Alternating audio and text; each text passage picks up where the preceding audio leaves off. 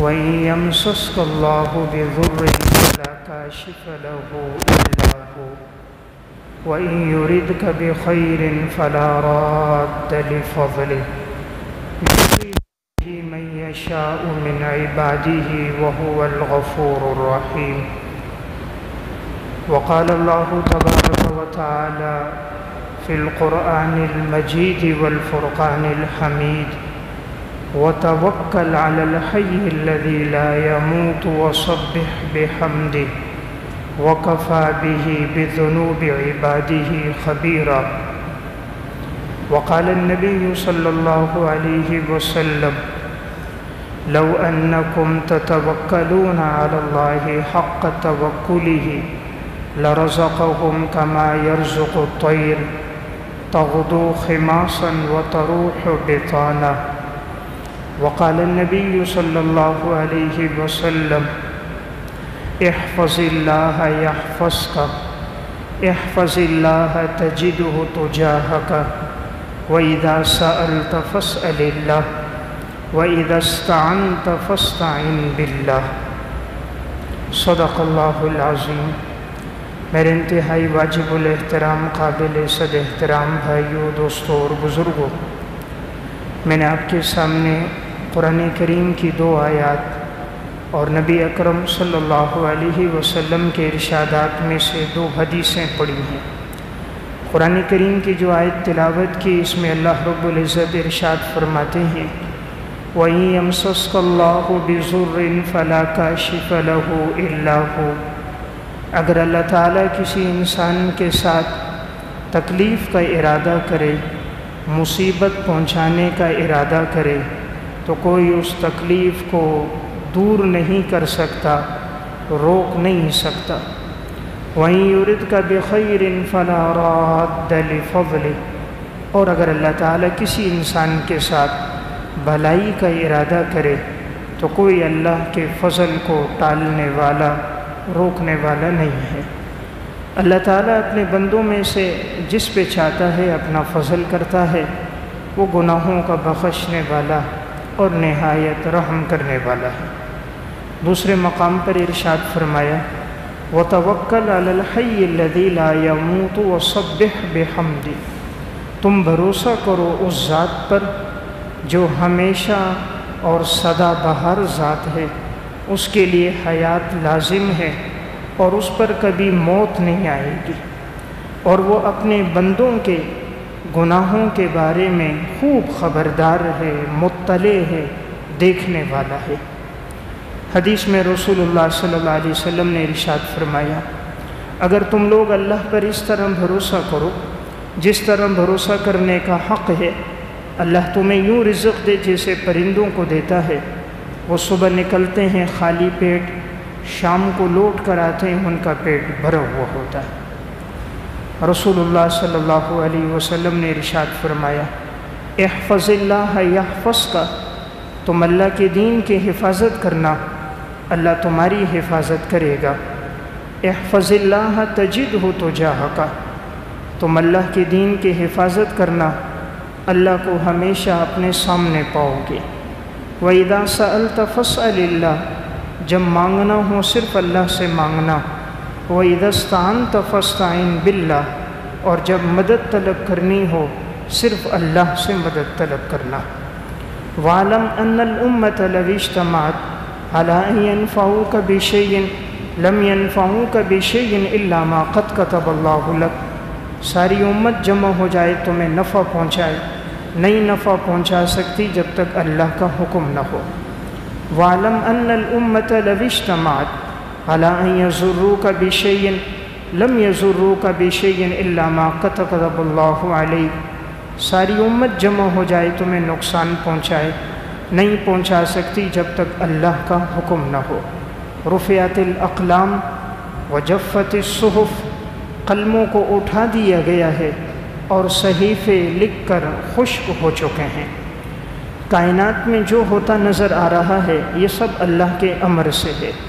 سب سے زیادہ طاقتور ذات اللہ کی ذات ہے، اور جب انسان بھروسہ کرے اس کا حکم ہے کہ تم اس پہ بھروسہ کرو جس پر کبھی موت نہیں آئے گی، وتوکل علی الحی الذی لا یموت، اس ذات پہ بھروسہ کرو جو موت سے پاک ہے۔ دنیا میں کوئی ایسا نہیں جو موت سے پاک ہو، جو بھی آیا اس پر موت یا آئے گی یا آ چکی ہے یا آنے والی ہے، موت سے پاک کوئی نہیں ہے۔ فرمایا اس ذات پہ بھروسہ کرو جو ہمیشہ ہے، سدا بہار ہے، ہر وقت ہر لمحے میں تمہاری مدد کر سکتا ہے، اور وہ بڑا بردبار ہے۔ وَكَفَى بِهِ بِذُنُوبِ عِبَادِهِ خَبِيرًا، انسان کے سارے گناہوں پر مطلع ہے، دیکھنے والا ہے، باخبر ہے، لیکن سزا نہیں دیتا، انسان کو مہلت دیتا ہے، علیم ہے، ہر گناہ سے واقف ہے، حلیم ہے، بردبار ہے، فوراً انسان کی گرفت نہیں کرتا، مہلت دیتا ہے کہ میرا یہ بندہ کب پلٹ کر آئے گا، ہدایت کے راستے پر آئے گا۔ اس لیے موت اور حیات اللہ کے ہاتھ میں۔ مسلمان کا توکل اللہ کی ذات پہ بڑا مضبوط ہونا چاہیے۔ آج ہمارا اعتقاد اور یقین بہت کمزور ہو گیا، ایمان کی بڑی کمزوری ہے۔ صحیح بخاری کی روایت ہے، رسول اللہ صلی اللہ علیہ وسلم ایک درخت کے نیچے آرام فرما رہے ہیں، آپ کی تلوار لٹکی ہوئی ہے، اتنے میں غیر مسلم آتا ہے، تلوار نکال کر آپ سے کہتے ہیں من یمنعک منی، آپ کو کون مجھ سے بچائے گا؟ آپ صلی اللہ علیہ وسلم ایک جملہ کہتے ہیں اللہ، صرف لفظ اللہ کہتے ہیں، اس پہ ایسا لرزہ طاری ہو جاتا ہے، جسم پہ کپ کپی طاری ہو جاتی ہے، اس کا جسم پسینے میں شرابور ہو جاتا ہے، ہاتھ سے تلوار گر جاتی ہے۔ آپ صلی اللہ علیہ وسلم تلوار اٹھاتے ہیں، فرماتے ہیں من یمنعک منی، اب تجھے مجھ سے کون بچائے گا؟ پھر آپ کے عالی اخلاق تھے، آپ نے اس کو معاف فرما دیا۔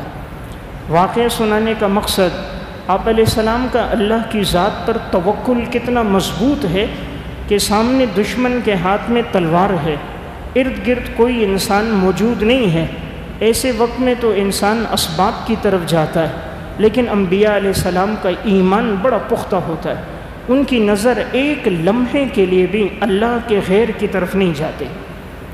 آپ صلی اللہ علیہ وسلم غار ثور میں ہیں، حضرت ابوبکر صدیق آپ کے ساتھ ہیں، غار کے اندر ہیں، اور اندر سے باہر دشمنوں کے پاؤں نظر آ رہے ہیں۔ حضرت ابوبکر صدیق فرمانے لگے یا رسول اللہ، اگر انہوں نے ذرا نیچے ہو کر دیکھا تو یہ تو ہمیں غار کے اندر دیکھ لیں گے، ان کے پاؤں ہمیں نظر آ رہے، ان کو تو ہم نظر نہیں آ رہے، لیکن اگر کسی نے بھی ذرا جھکا اور غار کے سوراخ سے دیکھا یہ ہمیں دیکھ لیں گے۔ آپ علیہ السلام نے فرمایا لا تحزن ان اللہ معنا، ابو بکر غمگین نہ ہونا، اللہ ہمارے ساتھ ہے، ابو بکر غمگین نہ ہونا، اللہ ہمارے ساتھ ہے۔ آپ نے فرمایا ابو بکر کیا خیال ہے تمہارا؟ ہم دو ہیں اور تیسرا اللہ ہمارے ساتھ ہے۔ یعنی انبیاء علیہ السلام کا ایمان بڑا پختہ ہوتا تھا، سامنے دشمن ہے اور آپ پر 100 اونٹ انعام میں مقرر ہے کہ جو بھی آپ کو زندہ یا معاذ اللہ مردہ لائے گا 100 اونٹ انعام میں ملیں گے، اس کے باوجود ایمان کی کیا پختگی ہے؟ فرمایا اللہ ہماری حفاظت کرے گا، اور اللہ نے حفاظت بھی کی۔ غار کے اندر آپ 3 دن رہے، اللہ تعالیٰ نے تمام اسباب بھی مہیا فرمائے، جان کے دشمنوں سے حفاظت بھی کی۔ جب ہجرت کے سفر میں نکلے، ایک مٹھی مٹی آپ کے پاس ہے، سارے دشمن آپ کے گھر کے ارد گرد کھڑے ہیں کہ جیسے معاذ اللہ حضور نکلیں گے ہم حملہ کر کے ان کو قتل کر دیں گے۔ ابلیس نے مشورہ دیا تھا کہ ہر قبیلے اور خاندان کے 2 آدمی کم از کم شریک ہوں حضور کو مارنے میں، تاکہ ان کی قوم کے لوگ بدلہ نہ لے سکیں۔ جب سارے لوگ ہوں گے، سارے قبیلوں کے سب خاندانوں کے لوگ مل کر حملہ کریں گے، تو آپ علیہ السلام کا جو قبیلہ ہے قریش، یہ سب سے بدلہ نہیں لے سکے گا۔ تو سب کو ابلیس کا مشورہ پسند آیا تھا۔ اب یہ سارے لوگ آپ علیہ السلام کے گھر کے ارد گرد کھڑے ہیں، حضور گھر سے نکلتے ہیں، ابو بکر صدیق آپ کے ساتھ ہیں، ایک مٹھی مٹی لیتے ہیں اور آپ علیہ السلام یوں پھینکتے ہیں۔ قرآن کہتا ہے وَمَا رَمَيْتَ إِذْ رَمَيْتَ وَلَكِنَّ اللَّهَ رَمَى، آپ نے یہ جو مٹھی مٹی پھینکی ہے یہ آپ نے نہیں پھینکی، اللہ نے پھینکی ہے۔ اللہ فرما رہے یہ آپ نے نہیں پھینکی، یہ اللہ نے پھینکی۔ ایک مٹھی مٹی سارے کافروں کی آنکھ میں گئی، سارے کافر اپنی آنکھوں کو ملتے رہے، ان کو نظر ہی نہیں آ رہا تھا، اور آپ علیہ السلام ابو بکر صدیق کے ساتھ گھر سے نکلے اور غار ثور کی طرف روانہ ہو گئے۔ دیکھیں، عقل کہتی ہے ایک مٹھی مٹی سب کی آنکھ میں نہیں جا سکتی، جبکہ وہ ہوں بھی سمت مخالف میں، کوئی دائیں طرف کھڑا ہے، کوئی بائیں طرف کھڑا ہے، کوئی آگے کھڑا ہے، کوئی پیچھے کھڑا ہے۔ عقل کہتی ہے ایک مٹھی زیادہ سے زیادہ ایک آدمی کی، 2 آدمیوں کی آنکھ میں جائے گی، سینکڑوں آدمیوں کی جائے وہ بھی آنکھ میں، یہ ضروری تو نہیں مٹی کبھی سر پہ لگ جائے، کپڑوں پہ لگ جائے، لیکن ایک مٹھی کا سب کی آنکھوں میں جانا، سب کو نظر نہ آنا، یہ میرے اللہ کی قدرت کا کرشمہ تھا۔ اس لیے اللہ نے نسبت اپنی طرف کی، وما رمیت اذ رمیت ولکن اللہ رمی، اے پیغمبر آپ نے مٹھی نہیں پھینکی، یہ تیرے اللہ نے پھینکی ہے۔ میں عرض کر رہا تھا انبیاء علیہ السلام کا اللہ کی ذات پر ایمان بہت پختہ ہوتا ہے۔ حضرت ابراہیم علیہ السلام کو آگ میں ڈالا جا رہا ہے، حضرت جبرائیل علیہ السلام بھی آتے ہیں، پانی کا فرشتہ بھی موجود ہے، جبرائیل علیہ السلام منتظر ہیں، ابراہیم علیہ السلام کو سلام کہتے ہیں، فرمایا ہم حاضر ہیں، اگر کوئی خدمت ہو تو بتائیے۔ اب نمرود نے آگ جلائی ہے، سب لوگوں نے مل کر ابراہیم علیہ السلام کو آگ میں ڈالا ہے۔ ابراہیم علیہ السلام پوچھتے ہیں خود آئے ہو یہ اللہ کے حکم سے آئے ہو؟ جبرائیل علیہ السلام کہتے ہیں نہیں، ہم خود آئے ہیں۔ فرمایا اللہ مجھے دیکھ رہا ہے، اگر اللہ رب العزت اس پہ راضی ہے تو ابراہیم اس پہ بھی راضی ہے۔ اور ایک جملہ کہا حسبنا اللہ ونعم الوکیل، اللہ ہمارے لیے کافی ہے اور اللہ بہترین کارساز ہے۔ پھر اللہ تعالیٰ نے آگ کو حکم دے دیا، قلنا یا نار کونی بردا وسلاما علی ابراہیم، اے آگ تو ابراہیم علیہ السلام پہ ٹھنڈی ہو جا سلامتی والی۔ یعنی دیکھیں اس موقع پر بھی جبرائیل علیہ السلام موجود ہے، پانی کا فرشتہ ہے، ہوتے تو یہ کہہ دیتے میری مدد کرو، تو اس میں کوئی حرج کی بات بھی تو نہیں تھی، لیکن انبیاء علیہ السلام کا اللہ کی ذات پہ ایسا پختہ ایمان ہوتا ہے، یہ ایک لمحے کے لیے بھی غیر اللہ کی طرف نظر نہیں کرتے۔ آج ہمارے ایمان کی کمزوری ہے، آج سب چیز کو ہم نے اسباب سمجھا ہے، ہر چیز کے اندر اسباب کو لے کر آتے ہیں، اللہ کی ذات سے ایمان کمزور ہے۔ اسباب کی نفی نہیں ہے، لیکن پہلے اسباب پیدا کرنے والے پہ نظر جانی چاہیے۔ اسباب کا پیدا کرنے والا اصل ہے، اسباب اس کی فرع ہے۔ غزوہ احد کا معرکہ ہے، جب مسلمانوں کو وقتی طور پہ شکست ہوئی، اللہ نے بعد میں مسلمانوں کو فتح دی، ابتدا میں بھی فتح دی۔ آپ نے فرمایا صحابہ سے کہ ابھی دوبارہ ہم نے ان پر حملہ کرنا ہے، تیاری کر دو۔ صحابہ کرام زخمی تھے لیکن تیاری ہو گئی۔ علامہ واحدی رحمۃ اللہ علیہ اسباب النزول میں لکھتے ہیں صحابہ کرام ابھی جا رہے ہیں حمراء الاسد کی طرف۔ ابو سفیان اس وقت تک مسلمان نہیں ہوا تھا، یہ لشکر لے کر آ رہا ہے، تو اب راستے میں کوئی وہاں ابو سفیان کے لشکر کو کسی نے دیکھا اور آ کر مسلمانوں کے لشکر میں کہنے لگا تمہیں معلوم ہے ان کی تعداد تو بہت زیادہ ہے، ان کے پاس ہتھیار بھی موجود ہیں، گھوڑے بھی موجود ہیں، تلواریں بھی ہیں، نیزے بھی ہیں، تم کیسے ان کا مقابلہ کرو گے؟ تم لوگ تو زخمی ہو، تعداد بھی کم، ہتھیار بھی کم۔ صحابہ کرام کی زبان پر ایک جملہ تھا حسبنا اللہ ونعم الوکیل، اللہ ہمارے لیے کافی ہے اور اللہ بہترین کارساز ہے۔ اللہ کو یہ جملہ بڑا پسند آیا، اللہ نے اس کو قرآن کا حصہ بنا دیا۔ حسبنا اللہ، اللہ کافی۔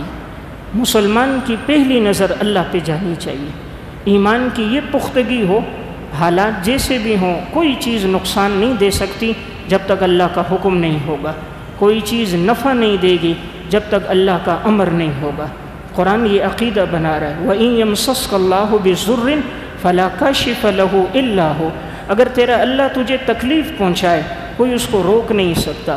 وَإِن يُرِدْكَ بِخَيْرٍ فَلَا رَادَّ لِفَضْلِهِ، تیرا اللہ اگر تیرے لیے خیر کا ارادہ کرے تو تیرے رب کی خیر کو کوئی روکنے والا نہیں ہے۔ اس لیے کائنات میں جو کچھ ہے اللہ کے امر سے ہو رہا ہے۔ بسا اوقات اللہ کی جب مدد آتی ہے بندے کے لیے، توکل مضبوط ہو، اللہ موت کے اسباب سے، موت کے ذریعہ بننے والی چیزوں سے چھٹکارا دے دیتا ہے۔ مختصر و تاریخی مدینتی دمشق، یہ علامہ ابن منظور رحمۃ اللہ علیہ کی کتاب ہے، اس میں انہوں نے واقعہ لکھا ابو حمزہ خراسانی رحمۃ اللہ علیہ کے حالات میں۔ ابو حمزہ خراسانی فرماتے ہیں میں جا رہا تھا، حج کا سفر تھا، پیدل چلتے چلتے مجھے معلوم نہیں تھا، راستے میں ایک کنواں آ گیا، کنویں کے اوپر گھاس وغیرہ پڑی ہوئی تھی، ایسا نہیں لگ رہا تھا کہ نیچے کوئی کنواں ہے، ایسا لگتا تھا کہ یہ جگہ ہموار ہے۔ تو اب یہ کہتے ہیں میں پیدل جیسے گیا، میں نے پاؤں رکھا تو ایک دم میں نیچے کنویں میں گر گیا اور بہت نیچے تک گر گیا۔ اب میری نظر صرف اللہ کی طرف تھی کہ یا اللہ اس کنویں سے نجات دینے والا تو ہی ہے، کوئی اور مجھے نجات نہیں دے سکتا۔ یہ جنگل ہے، ویرانہ ہے، کسی کو پتہ بھی نہیں ہے، آدمی اگر آواز بھی لگائے تو آواز کس کو پہنچے گی اس جنگل میں۔ ابو حمزہ خراسانی کہتے ہیں میں اب کنویں کے اندر اللہ کو یاد کر رہا ہوں، اتنے میں دیکھتا ہوں اوپر دو آدمی گزر رہے ہیں، وہ ایک دوسرے سے کہتے ہیں یار یہ کنواں ہے، اس کو اوپر سے بند کر دو، قافلے والے گزرتے ہیں، کہیں ایسا نہ ہو کوئی اس میں گر نہ جائے۔ کہتے ہیں مجھے آواز آئی، میرے دل میں آیا میں ان کو پکاروں، آواز دوں کہ مجھے نکالو، لیکن میرے ایمان نے کہا تو اللہ کے حکم سے نیچے آیا ہے، تیرا اللہ تجھے بچائے گا، مخلوق کی طرف نظر کیوں لے کے جا رہا ہے، خالق کی طرف تیری نظر کیوں نہیں جاتی۔ کہا وہ دونوں آئے، انہوں نے اوپر گھاس وغیرہ رکھ دی تاکہ کوئی آدمی ایک دم نیچے نہ گرے، کچھ لکڑیاں رکھیں، لکڑیوں پر انہوں نے گھاس کو بچھا دیا۔ کہتے ہیں وہ لوگ آگے چلے گئے، میں اللہ کی طرف متوجہ رہا، یا اللہ موت اور حیات تیرے قبضے میں، اگر میرے لیے زندگی ہے تو اسباب پیدا فرما دے۔ کہا تھوڑی دیر گزرتی ہے، میں دیکھتا ہوں شیر آتا ہے اور وہ اپنے منہ سے اور پاؤں سے سب گھاس ہٹاتا ہے، ساری لکڑیوں کو ہٹاتا ہے، اور پھر وہ نیچے کی طرف ہو جاتا ہے، اپنے پاؤں اوپر پھنسا دیتا ہے، خود نیچے کی طرف ہو جاتا ہے اور گویا منہ سے آواز نکالتا ہے کہ مجھے پکڑو۔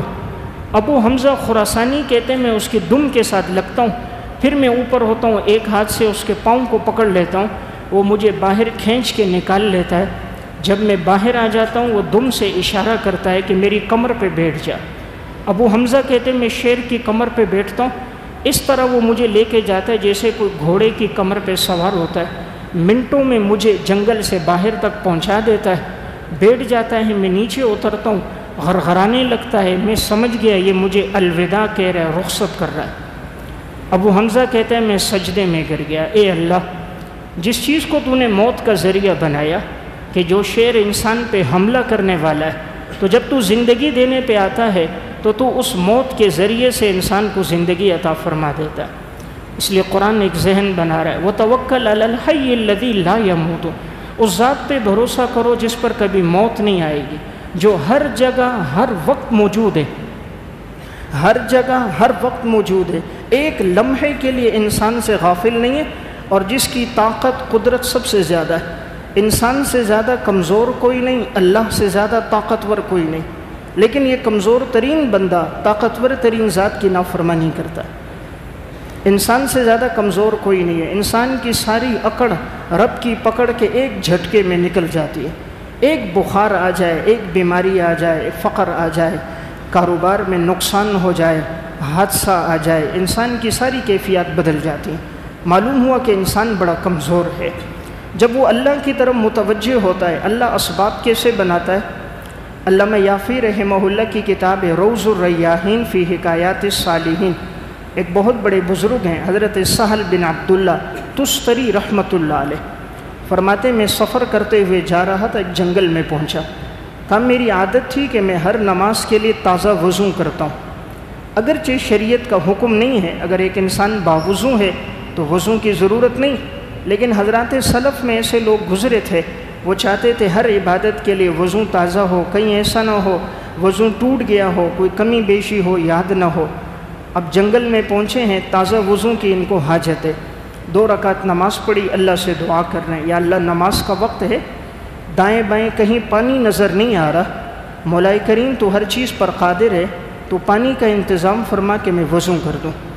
سہل بن عبداللہ تستری کہتے ہیں میں نے سر اٹھایا سجدے سے، سامنے دیکھا ایک ایسا نظر آ رہا ہے کوئی انسان ہے، اس کے ہاتھ میں ڈھول ہے اور وہ چلتا ہوا میری طرف آ رہا ہے، تو میں نے جب خوب آنکھیں کھول کر دیکھیں، قریب آنے لگا تو میں نے دیکھا وہ ایک ریچھ ہے، انسان نہیں ہے، ریچھ ہے، اور وہ اپنے 2 پاؤں پہ چل رہا ہے، اور اس ریچھ نے اگلے دونوں پاؤں میں ایک مٹکا اٹھایا ہوا ہے پانی کا، وہ لے کر آ رہا ہے۔ سہل بن عبداللہ کہتے ہیں میں اپنی جگہ کھڑا تھا، وہ آیا اور آ کر میرے سامنے اس نے مٹکا رکھ دیا۔ اب میں قریب ہوا وضو کرنے کے لیے، تو اس نے جو قریب میں لوٹا پڑا تھا اس نے اس مٹکے سے پانی نکالا، سہل بن عبداللہ کے ہاتھوں پہ ڈالا۔ سہل بن عبداللہ وضو کر رہے ہیں، وضو مکمل ہو گیا، اب یہ ریچھ وہیں بیٹھا ہے، یہ اپنی نماز پڑھ رہے ہیں۔ جب اس کی نماز مکمل ہو گئی تو اس نے ان کو دیکھا اور واپس چل کے جانے لگا۔ سہل بن عبداللہ نے ایک آواز دی، تو کہاں سے آیا، کون ہے؟ ایک غیبی آواز آئی، یہ ہماری مخلوق ہے۔ جب بندہ اپنے آپ کو اپنے رب پہ فنا کر دیتا ہے، اللہ مخلوق کو اس کی خدمت میں لگا دیتا ہے۔ جب انسان اپنے آپ کو اللہ پہ فنا کر دیتا ہے، اللہ اپنی مخلوق کو خدمت میں لگا دیتا ہے۔ دیکھیں ریچھ اس کے لیے پانی لے کر آ رہا ہے۔ جو انسان پہ حملہ کرنے والا ہے وہ حملہ نہیں کر سکتا جب تک اس کے پیدا کرنے والے کا امر نہ ہو۔ کائنات کی کوئی چیز نقصان نہیں دے سکتی، یہ سب چیز اللہ نے پیدا کی ہے۔ ایمان مضبوط ہونا چاہیے، ہر لمحے مسلمان کی نظر صرف اللہ کی ذات پر ہونی چاہیے، نفع نقصان جو ہوگا اللہ کی طرف سے ہوگا۔ علامہ یافی رحمہ اللہ روز الریاحین فی حکایات الصالحین میں ایک واقعہ لکھا۔ ایک شخص تھے، بڑے نیک صالح متقی تھے، راستے میں چلتے ہوئے جا رہے تھے، کہیں پر کانچ کا بڑا ٹکڑا تھا، انہیں پتہ نہ چلا وہ ان کے پاؤں میں لگ گیا اور وہ زخم بنا، پھر وہ بگڑتے بگڑتے وہ پاؤں سوج گیا، اس میں پیپ پڑ گئی۔ انہوں نے طبیبوں سے علاج کیا، کوئی افاقہ نہ ہوا۔ تو ایک دفعہ سفر میں جا رہے تھے، عمرے کا سفر تھا، بڑے پریشان تھے، پاؤں میں تکلیف بہت ہے، پاؤں آگے رکھتے ہیں، بہت پریشانی ہوتی تھی۔ اللہ سے دعا کی کہ اے اللہ، بہت سے طبیبوں کے پاس گئے، افاقہ نہیں ہوا، موت اور حیات تیرے اختیار میں ہے، مولا کریم تو مجھے حیات عطا فرما، صحت عطا فرما۔ کہتے ہیں میری آنکھ لگی، میں سو گیا۔ علامہ یافی لکھتے ہیں، کہتے ہیں مجھے محسوس ہوا کوئی چیز آئی ہے اور اس نے آ کر جو میرے پاؤں میں زخم تھا اس سے وہ چوس رہی ہے، اور وہ چوس رہی ہے، مجھے محسوس ہو رہا ہے تکلیف کم ہو رہی ہے، اور وہ چوستا ہے، منہ بھرتا ہے، باہر پھینک دیتا ہے، پھر چوستا ہے، منہ بھرتا ہے، پھینک دیتا ہے۔ میں نے کہا کوئی اللہ نے علاج کے لیے بھیجا ہوگا۔ میں آرام سے لیٹا رہا، یہاں تک کہ اس نے اپنے دانتوں سے وہ کانچ پکڑی، وہ بھی باہر نکال دی، ساری پیپ نکالتا گیا، منہ سے کھینچ کر باہر پھینکتا گیا۔ اب وہ سب زہر تھیں۔ کہتے ہیں میں نے اٹھ کر دیکھا تو وہ سانپ تھا، اللہ نے اس سانپ کے ذریعے میری ساری زہر کو نکال دیا۔ جب وہ ساری زہر باہر تھی، کانچ کا ٹکڑا تھا، سانپ نے کروٹ لی اور جانے لگا، تو اللہ نے زہر کا علاج زہر کے ذریعے کر دیا۔ اب وہ تھوڑا سا آگے بڑھے، انسان پہ حملہ کرے، موت ہو جائے، لیکن جب اللہ حیات دینے پہ آتا ہے، اپنی قدرت کی نشانیاں بتاتا ہے کہ میرے بندو کوئی چیز تمہیں نقصان نہیں دے گی جب تمہارا اللہ کی ذات پہ بھروسہ ہوگا، یقین اور اعتقاد کی پختگی ہوگی۔ آج ہمیں سب سے آخر میں اللہ یاد آتا ہے، کہیں سفر ہے، پوچھتے ہیں کہاں رہو گے؟ جی دوست کے پاس رہوں گا۔ بھائی اگر اس سے ملاقات نہیں ہوئی، میرا چچا زاد بھائی ہے، وہ نہیں ملا، جی اسکول کا ساتھی ہے، بھئی وہ نہیں ملا، کسی ہوٹل میں رہوں گا۔ بھئی اگر وہاں بھی رہائش نہ ملی، کہا اللہ مالک ہے، اللہ مالک ہے۔ اللہ کب یاد آیا؟ سب سے آخر میں۔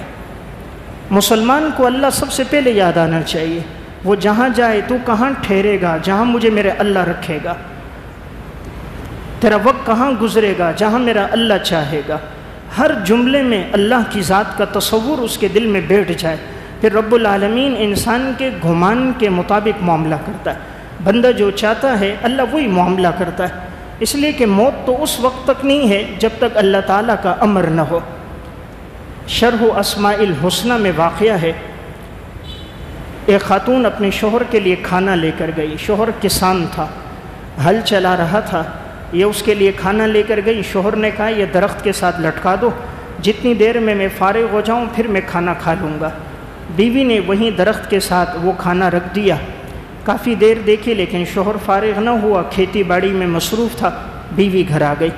کافی دیر کے بعد اب جب یہ آیا، اس نے کھانا کھایا، ایک لقمہ دو لقمے لیے، اچانک نیچے گر گیا۔ باقی کسان آئے، انہوں نے دیکھا تو منہ سے جھاگ آ رہی تھی، فوراً ہی حکیم کے پاس لے کر گئے۔ انہوں نے کہا اس نے کوئی زہر آلود چیز کھائی ہے جس کا اس پر اثر ہوا ہے۔ انہوں نے کہا اس کے سامنے تو کھانا رکھا ہوا تھا۔ کھانا لے کر آئے تو کھانے کو جب دیکھا گیا تو کھانے میں زہر کے آثار تھے، تو انہوں نے کہا لگتا ہے اس کی بیوی نے زہر ڈالی، کیونکہ کھانا تو گھر سے آیا، تو بیوی نے زہر ڈالی ہے۔ مقدمہ بیوی پر ہوا۔ اور اب بیوی کو گرفتار کر دیا گیا۔ جج کے سامنے جب فیصلے کے لیے گئے، تحقیق ہوئی، حکیموں نے بتایا جی کھانے میں تو زہر تھا اور اس وجہ سے اس کی موت اس زہر سے ہو رہی ہے، کھانا لانے والی بیوی ہے۔ جج نے جب یہ تحقیق کر دی، اب وہ فیصلہ کر رہا ہے، فیصلہ لکھ رہا ہے کہ اس کو موت دی جائے، پھانسی دی جائے۔ تو جیسے ہی وہ قلم سے لکھتا ہے اس کو پھانسی دی جائے، قلم کی نوک ٹوٹ جاتی ہے۔ پھر دوبارہ وہ اپنا قلم تبدیل کرتا ہے، پھر حکم لکھنے کے لیے کہ اس عورت کو پھانسی دی جائے کہ اس نے شوہر کو زہر دی ہے، پھر لکھنے لگتا ہے، قلم کی نوک ٹوٹ جاتی ہے، قلم لکھتا نہیں ہے۔ وہ کہتا ہے مجھے کوئی اور قلم دو، تیسرا قلم لیتا ہے، اس سے لکھنے لگتا ہے کہ اس کو پھانسی دے دی جائے، اس نے شوہر کو زہر دی ہے، پھر قلم کی نوک چلتی نہیں ہے، لکھا نہیں جاتا، تحریر نہیں لکھی جا رہی، ہاتھ اس کا کانپنے لگ گیا، نوک ٹیڑھی ہو گئی۔ جج نے کہا لگتا ہے یہ عورت بے گناہ ہے، ہم اس کو موت دینا چاہ رہے ہیں لیکن اللہ کی طرف سے اس کے لیے موت نہیں ہے، اس معاملے کی تحقیق دوبارہ کرتے ہیں، مجھے لے کر چلو، یہ کھانا کہاں پر تھا؟ جج ان کے ساتھ گیا، جس جگہ اس کے سامنے کھانا کھایا تھا وہاں پہنچے، کہا یہ رکھا ہوا کہاں تھا؟ کہا جی درخت پہ رکھا ہوا تھا۔ جج اس درخت پہ پاس پہنچا، اس کے وزیر بھی ساتھ ہیں، وکلا بھی ہیں۔ جب انہوں نے دیکھا تو نیچے سے نظر آ رہا تھا کہ چونٹیاں بڑی بڑی نیچے سے آ رہی ہیں، اور نیچے اس کے پاس ہی ایک سانپ مردہ پڑا ہوا تھا، سانپ مرا ہوا تھا، اور چونٹیاں اس کے اوپر تھیں اور اس کو زہر کو لے رہی تھی اور اوپر چڑھتی بھی آ رہی تھیں، تو کھانا اوپر رکھا ہوا تھا، تو وہ چونٹیاں کھانے کے اندر بھی آئیں اور وہ زہر کھانے کے اندر آ گیا۔ اب ان کو معاملے کی تحقیق ہو گئی، عورت نے زہر نہیں ملایا، اس درخت کی جڑ میں سانپ مرا ہوا تھا، اور ان چونٹیوں اور حشرات کے ذریعے سے، کیڑے مکوڑوں کے ذریعے سے وہ زہر آ کر اس کھانے میں منتقل ہوا۔ بادشاہ نے، جج نے اپنی آنکھوں سے منظر دیکھا، واپس آئے، عورت کو رہا کر دیا، کہا ہم سب نے کوشش کی تجھے موت دیں لیکن اللہ کا حکم نہیں تھا، اللہ نے تجھے زندگی دے دی۔ میں ایک بات عرض کر رہا تھا، قرآن کہتا ہے وَتَوَكَّلْ عَلَى الْحَيِّ الَّذِي لَا يَمُوتُ، اس ذات پہ بھروسہ کرو جو موت سے پاک ہے۔ اللہ فرما رہے مجھ پہ بھروسہ کرو، میں موت سے پاک ہوں، ہر لمحے ہر آن اللہ کی ذات دیکھ رہی، اس سے لمحہ بھر کے لیے کوئی چیز غافل نہیں، انسان نہیں چھپ سکتا۔ افلاطون بڑا فلسفی گزرا تھا، اس نے اللہ سے دعا کی کہ یا اللہ تو مجھے اتنا بتا دے خواب میں کہ میری موت کس وقت آئے گی، تو میں ایسی چیز پیدا کر لوں گا کہ میں موت سے بچ جاؤں گا۔ بڑا تیز ترار آدمی تھا، فلسفے میں، سائنس میں اللہ نے اس کو بڑی مہارت دی تھی۔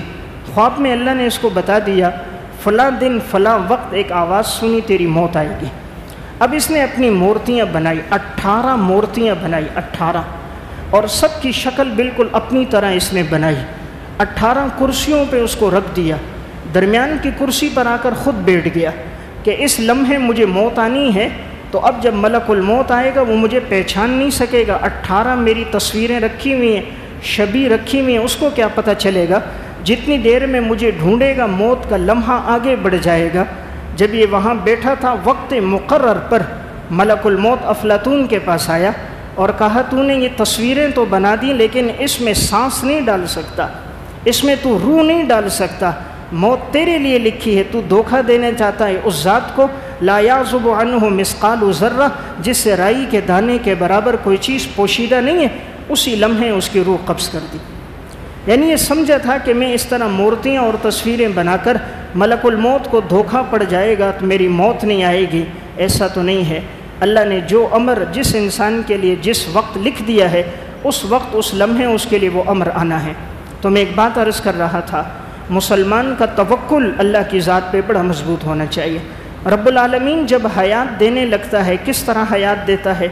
ناقابل فراموش سچے واقعات میں انہوں نے ایک واقعہ لکھا۔ نوشہرہ سے چند ساتھی حج کے لیے گئے، پشاور کے اندر ہے نوشہرہ، وہاں سے چند ساتھی حج کے لیے گئے۔ ان دنوں میں مکہ سے جو مدینے کا سفر ہوتا تھا اونٹوں پہ گھوڑوں پہ ہوتا تھا، تو ابھی وہ اپنی گھر والی کے ساتھ جا رہا تھا اور یہ سارے ساتھی قافلے کی صورت میں مکہ سے مدینہ روانہ ہو رہے۔ راستے میں اچانک اس کی گھر والی کو درد ذیل ہوا، بیمار تھیں، تو اسی بیماری کے اندر اس کا انتقال ہو گیا۔ لیکن انہیں محسوس ہو رہا تھا کہ شاید پیٹ میں بچہ زندہ ہو۔ قافلے والوں سے پوچھا، کوئی کہتا تھا نہیں بچہ مر گیا ہے، کوئی کہتا زندہ ہے، کوئی آلات بھی موجود نہیں تھے، کوئی اسباب بھی موجود نہیں تھے، جنگل تھا، ویرانہ تھا، رات کا سفر تھا، اندھیرا تھا. سب نے کہا بھئی اگر ہوگا بھی تو وہ مر گیا ہوگا. آخر کہتے ہیں وہیں ہم نے قبر کھودی، اس کو دفنا دیا. دفنانے کے بعد مدینہ چلے گئے. آپ علیہ السلام کے روزے پر حاضری ہوئی. مدینہ میں جتنے دن ٹھہرنا تھا وہاں ٹھہرے. جب یہ واپس آ رہے تھے اس شخص کے دل میں بات آئی کہ یہاں میری بیوی کا انتقال ہوا تھا اور یہیں اس کی تجہیز تکفین ہوئی، تو اپنی گھر والی کی قبر پہ حاضری دے دیتا ہوں اور ان کے لیے دعا کر دیتا ہوں.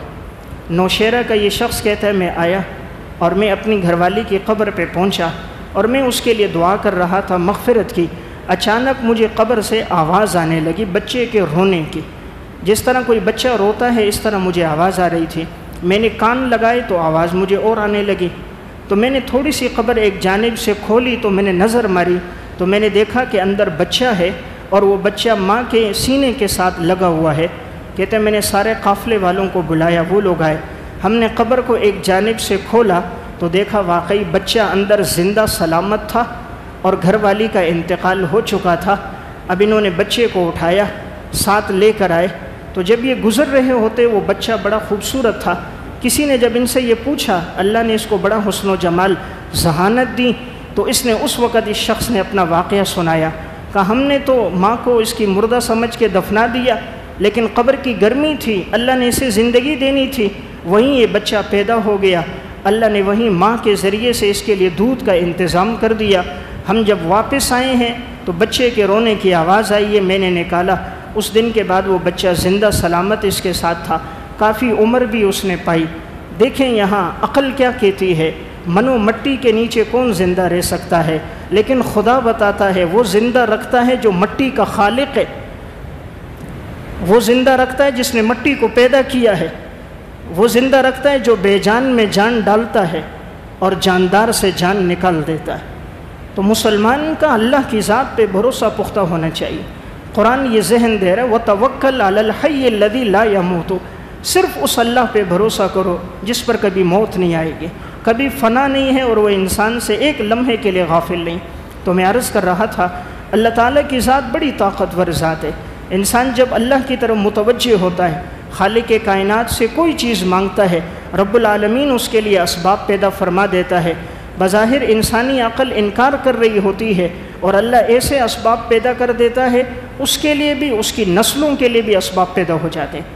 تو میں ایک بات عرض کر رہا تھا، قرآن کریم ہمیں یہ بتا رہا ہے کہ نفع نقصان صرف اللہ کے اختیار میں.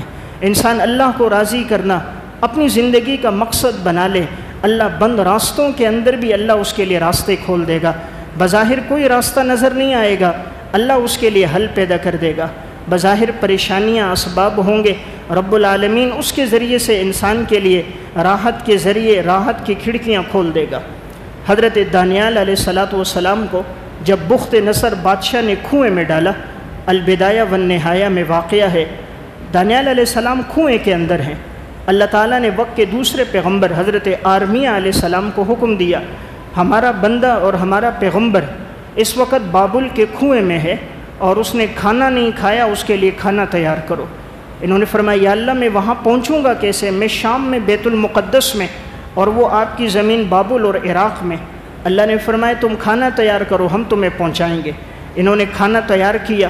جیسے ہی وقت مقرر ہو گیا ہوا آئی اور وہ تیز ہوا ان کو لے کر گئی اور یہ پہنچے اس کنویں کے قریب جہاں دانیال علیہ السلام تھے. انہوں نے آواز دی. دانیال علیہ السلام نے پوچھا کون؟ فرمایا حضرت آرمیہ ہوں. کیوں آئے ہو؟ کہا اللہ کے حکم سے آیا. کیا لے کر آئے ہو؟ کہا جی آپ کے لیے کھانا لے کر آیا. حضرت دانیال علیہ السلام نے فرمایا الحمدللہ الذی لا ینسیٰ من ذکرہ. تمام تعریفیں اس اللہ کے لیے ہے جو اللہ کو یاد رکھتا ہے، اللہ کبھی اس کو بھولتا نہیں ہے. تمام تعریفیں اس اللہ کے لیے جو اللہ کو یاد رکھتا ہے، اللہ اس کو کبھی بھولتا نہیں ہے. فرمایا کسی کو پتہ نہیں ہے دانیال اس کنویں میں ہے اور اللہ بیت المقدس سے حضرت آرمیہ کو حکم دے کر تازہ کھانا بنوا کر کنویں کی تہ میں دانیال علیہ السلام کو پہنچا رہا ہے. اس لیے میں ایک بات عرض کر رہا تھا، جہاں انسان کی عقل ناکافی ہو جاتی ہے، جواب دے دیتی ہے، اللہ کی قدرت کا اظہار وہاں سے سامنے آتا ہے. اس لیے انسان پہ کوئی بھی لمحہ آئے، تکلیف کا ہے، پریشانی کا ہے، فوراً اللہ کی طرف متوجہ ہو، صدقہ دے. صدقہ بلاؤں کو ٹال دینے والا ہے. صدقے سے اللہ مصیبت کو ٹال دیتا ہے. اردو کی کتاب قبولیت دعاؤں کے سنہرے واقعات، اس میں عرب کے ایک شخص کا واقعہ لکھا کہ میرا بیٹا بہت بیمار ہو گیا، بہت علاج کیا، افاقہ نہیں ہوا، ہسپتال میں داخل تھا۔ وہ بظاہر بتا رہے تھے کہ شاید اس کا بچنا ناممکن سا ہے۔ اب کہتے ہیں میرے دل میں بات آئی کہ حدیث میں آتا ہے تم صدقہ دو، اللہ مصیبتوں کو ٹال دیتا ہے۔ کہتا ہے رات کا اندھیرا تھا، میں اٹھا، میں نے تہجد کی نماز پڑھی، اپنے بیٹے کے پاس جیسے پہنچا، ہسپتال میں ایمرجنسی وارڈ میں ہے اور اس کو مشینیں لگی ہیں، لگتا تھا کہ شاید یہ موت اور حیات کی کشمکش میں۔ کہتے ہیں میں وہیں سے اپنے گھر آیا، کوئی ضرورت مند ہو اس کی ضرورت پوری کروں، مجھے کوئی انسان نظر نہیں آیا۔ دیکھا ایک بلی ہے، سردی کے اندر ہے اور سخت سردی ہے، اس پہ کپ کپی تاری ہے اور اس بلی کے بچے اس کے ساتھ ہیں۔ کہتا ہے میں گھر گیا، گھر میں نے گوشت نکالا، دودھ تھا، دودھ گرم کیا، وہ لے کر آیا، اس بلی کے سامنے دودھ رکھا، گوشت کو صاف کیا، بوٹیاں چھوٹی کی میں نے اس کے سامنے رکھی اور مجھے دل کو تسلی ہو گئی انشاءاللہ اللہ میرے بچے کو شفا دے گا۔ کہتے ہیں تھوڑی دیر بعد میں گھر آیا، میری آنکھ لگ گئی تو میں نے کیا دیکھا کہ خواب میں کہ یہی بلی ہے، کہیں سے ایک بڑا سا سیاہ کوہ آتا ہے میرے بچے پہ حملہ کرنے کے لیے، یہ بلی ایک دم اس پر حملہ کرتی ہے کوے پر اور کوے کے جسم کو چیر پھاڑ دیتی ہے۔ تو میری آنکھ کھل گئی، میں نے کہا لگتا ہے اللہ کے ہاں صدقہ قبول ہو گیا۔ جیسے ہسپتال پہنچا تو کیا دیکھا، بیٹا مسکرا رہا ہے، آنکھیں اس کی کھلی ہوئی ہیں، نرسیں اس کی قریب ہیں، انہوں نے اس سے ساری مشینیں ہٹا دیں۔ کہا پتہ نہیں چلتا اچانک کیا ہوا، حیرت انگیز طور پہ اس کا دل بھی کام کرنے لگ گیا، نبض کی رفتار بھی ٹھیک ہو گئی، بچے کو ہوش بھی آ گیا، آتے ہی بچہ مسکرا بھی رہا تھا۔ یہ کہتے ہیں مجھے یہ بات یاد آئی، میں نے اللہ کے نام پہ صدقہ دیا، اللہ نے بیٹے کی بیماری کو دور کر دیا۔ جب انسان صرف اللہ کے لیے کوئی کام کرتا ہے، اللہ بڑا قدردان ہے۔ اب رات کے اندھیرے میں تو اسے دیکھنے والا کوئی نہیں تھا، اس نے صرف اللہ کی ذات کے لیے کیا، اللہ کو یہ عمل بڑا پسند آ گیا۔ تو میں ایک بات عرض کر رہا تھا، قرآن کریم جو ہمارا ذہن بنا رہا ہے وہ یہ ہے، انسان پر جس لمحے کوئی مصیبت آئے، کوئی حالات آئیں، وہ سب سے پہلے جس ذات کی طرف متوجہ ہو وہ اللہ رب العزت کی ذات ہونی چاہیے۔ یہ کوئی چیز نقصان نہیں دے گی جب تک اللہ کا امر نہ ہو۔ حضرت خالد بن ولید رضی اللہ تعالیٰ عنہ لشکر لے کر گئے، جنگ ہوتی رہی، آخر کار رومیوں کی طرف سے ان کا سردار آیا، انہوں نے دیکھا مسلمانوں سے مقابلہ مشکل ہے، صلح کرنے کے لیے وہ آیا۔ حضرت خالد بن ولید رضی اللہ تعالیٰ عنہ بیٹھے ہیں، ان کے ہاتھ میں ایک شیشی بھی تھی رومیوں کے سردار کے پاس۔ خالد بن ولید نے پوچھا کیسے آئے ہو؟ کہا جی آپ کے ساتھ صلح کرنا چاہتا ہوں، اس لیے کہ جنگ کرنا آپ کے ساتھ اور مسلمانوں کے ساتھ بہت مشکل ہے، اللہ نے جو تم لوگوں کو قوت اور طاقت جذبہ دیا ہے، ہم تمہارے ساتھ نہیں لڑ سکتے۔ تو کہا یہ شیشی تو نے ہاتھ میں کیوں رکھی؟ کہا یہ زہر کی شیشی کہ اگر ہمارے مذاکرات کامیاب نہیں ہوئے، صلح نہیں ہوئی تو میں یہ زہر پی لوں گا، مناسب نہیں ہے، میں اپنی قوم کو کیا منہ دکھاؤں، یا اگر تم لوگ مجھے گرفتار کرو گے تو میں یہ زہر پی لوں گا، اور یہ اتنی خطرناک زہر ہے کہ اگر کوئی آدمی ناخون کے برابر بھی پیے تو زندہ نہیں رہتا۔ تو میں نے کہا اگر مسلمانوں نے مجھے گرفتار کیا تب بھی زہر پیوں گا، مذاکرات کامیاب نہیں ہوئے تب بھی زہر پیوں لوں گا، کس طرح میں ان کا سامنا کروں گا؟ حضرت خالد بن ولید نے کہا کیا زہر سے موت آتی ہے؟ کہا جی بالکل آتی ہے، زہر آدمی کھا لیتا ہے فوراً مر جاتا ہے۔ صحابی رسول تھے خالد بن ولید، فرمایا زہر سے موت نہیں آتی، موت اللہ کے حکم سے آتی۔ اس نے کہا ایسا نہیں ہو سکتا، اگر اس کو کوئی ایک چنڈی کے برابر بھی لے تو مر جائے گا۔ خالد بن ولید نے بسم اللہ الرحمن الرحیم پڑھا، بسم اللہ الذی لا یضر مع اسمہ شیء فی الارض ولا فی السماء وہو السمیع العلیم، دعا پڑھی، آسمان اور زمین میں کوئی چیز نقصان نہیں دے سکتی جب تک تیرے اللہ کا حکم نہ ہو۔ پوری زہر کی شیشی پی لی، تھوڑی دیر کے لیے صرف پسینہ آیا، یوں پسینہ صاف کیا، وہ رومی سردار دیکھ رہا ہے ابھی گرے گا، ابھی گرے گا، ابھی مرے گا۔ کافی دیر ہو گئی، خالد بن ولید کو کچھ نہ ہوا، مسکرا کر کہنے لگے یہ زہر موت نہیں دیتی، موت اللہ کے حکم سے آتی۔ اس رومی سردار نے دیکھا وہی مسلمان ہو گیا، کہا واقعی تمہارا دین سچا دین ہے، ہم تو ناخون کی برابر پی لیں تو ہم باقی نہیں رہتے، آپ نے پوری زہر کی شیشی پی لی اور اثر نہیں کیا۔ خالد بن ولید نے فرمایا موت اللہ کی طرف سے آتی ہے، یہ سب اسباب ہیں، یہ تب موت دیں گے جب اسباب کے پیدا کرنے والے کا حکم ہوگا۔ تو میں ایک بات عرض کر رہا تھا، مسلمان کا اللہ کی ذات پہ توکل مضبوط ہونا چاہیے، حالات جیسے بھی آئیں رجوع الی اللہ ہو، پھر دیکھیں اللہ کی کیسے مدد آئے گی۔ اللہ ہم سب کو عمل کی توفیق عطا فرمائے۔